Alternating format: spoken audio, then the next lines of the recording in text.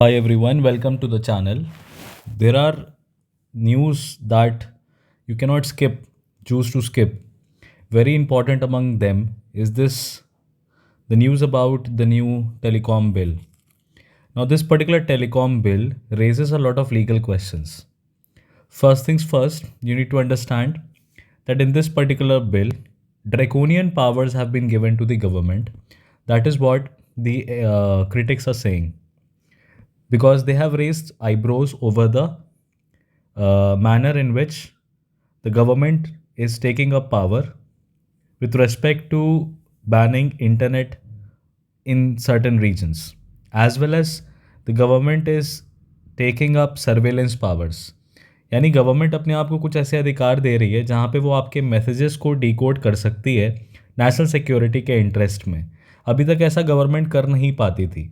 WhatsApp और signal और बाकी जो भी मैसेजिंग सर्विसेज हैं जहाँ पे इंक्रिप्शन यूज़ होता है, अभी गवर्नमेंट के पास कोई ऐसा लॉ नहीं था जो कि कंपेल कर सके व्हाट्सएप को ये बताने के लिए कि भाई किसके बीच में क्या मैसेजेस आए हैं, क्या सोर्स ऑफ ओरिजिन है मैसेज का, प्लीज़ बताओ।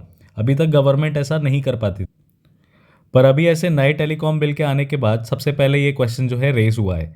अभी सब फैक्ट के लिए आपको ये याद रखने का है कि अनऑथराइज्ड सर्विस प्रोवाइडर अगर है तो वो अब एक क्रिमिनल ऑफेंस है और दोस्त उसको 2 करोड़ से ज़्यादा की पेनल्टी देनी पड़ेगी।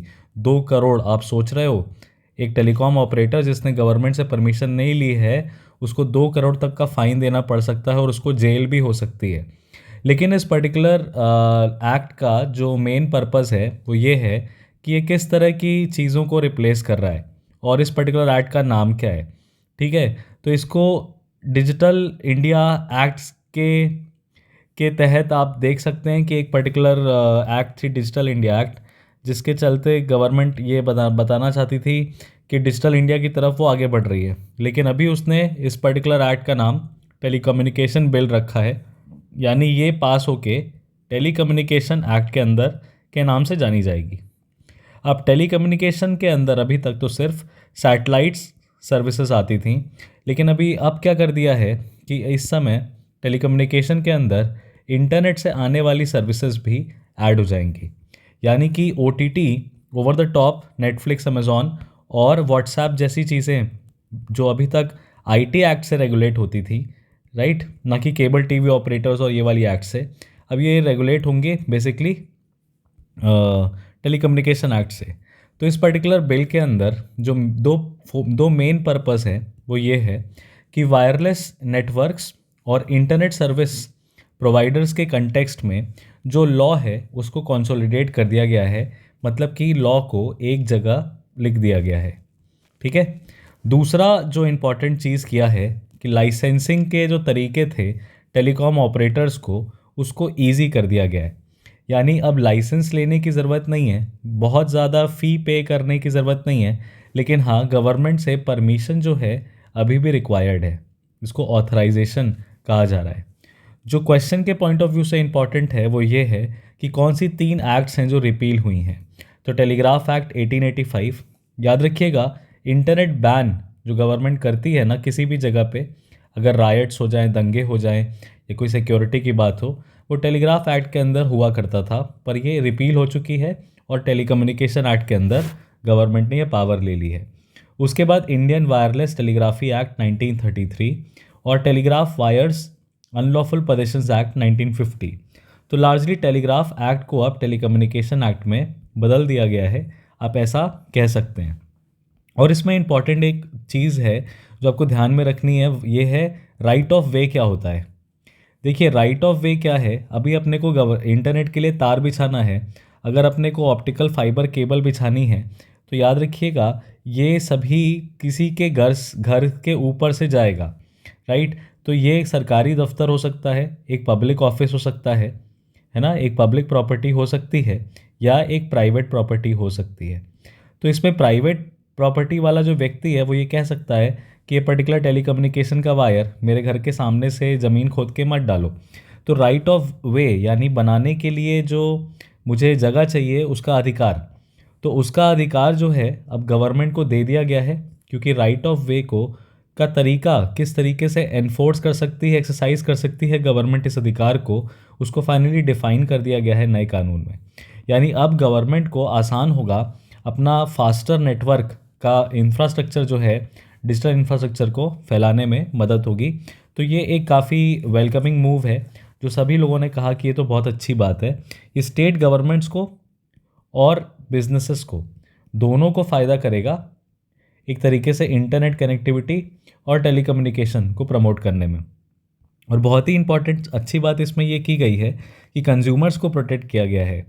यानी कंज्यूमर्स जो हैं अब डू नॉट डिस्टर्ब की फैसिलिटी ले सकते हैं for certain type of messages.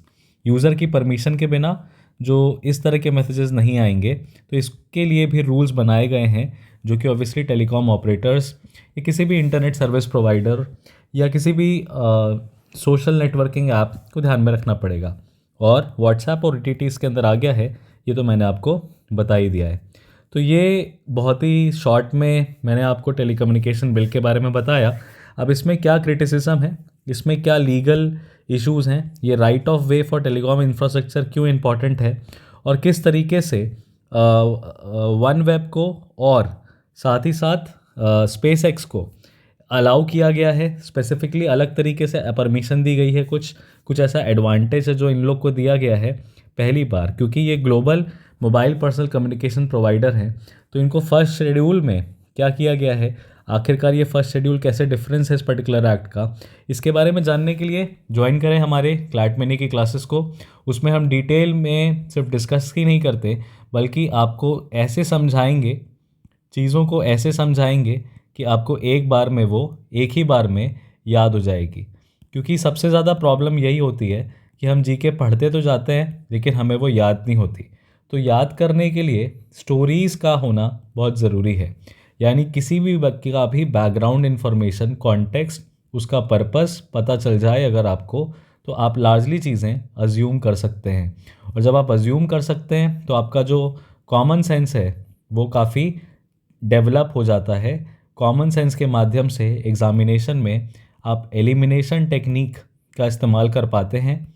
GK जैसे सेक्शन में, लीगल जैसे सेक्शन में, क्लैट में ये टेक्निक जो है ये एब्सोल्यूट है, हमेशा काम करती है, और यही आपका जो टाइम है बचाती है। तो ये तो हो गए थे, सिर्फ इसमें हमने फैक्ट्स को देखा जो कि आपके जीके में हेल्प करेगा।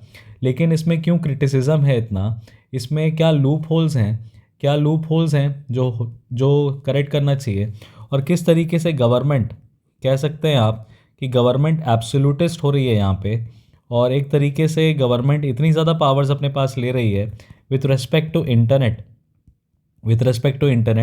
कि ये freedom of speech and expression को कंट्रोल कर सकता है। क्या क्या इसके एस्पेक्ट्स हैं, कैसे हो सकता है ये, इन सभी चीज़ों को डिटेल में समझना एक क्लैट एस्पिरेंट के लिए बहुत ज़रूरी होता है। तो मिलेंगे आपसे क्लैट मिनी के सेशन में, डू ज्वाइन।